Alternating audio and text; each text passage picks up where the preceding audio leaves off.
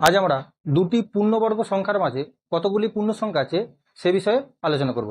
দেখো অঙ্কটা কি আছে, 997 স্কোয়ার ও 998 স্কোয়ারের মধ্যে কতগুলি পূর্ণ সংখ্যা আছে তোমাকে নির্ণয় করতে হবে। তোমরা কিভাবে করবে না, এর মধ্যে বড় সংখ্যা দেখো 998, তার স্কোয়ার এখান থেকে কি করবে, ছোট সংখ্যা কত ছিল 997 স্কোয়ার আছে, এটা তোমরা বিয়োগ করে নেবে।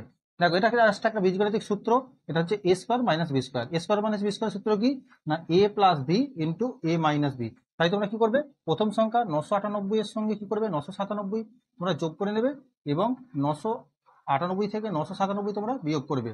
এটা যোগ করলে কত আসছে, 8 7 15 5 7 9 9 18 19 হাতে 1 9 9 18 19, এবং এটা বিয়োগ করলে কত আসছে 1 আসছে।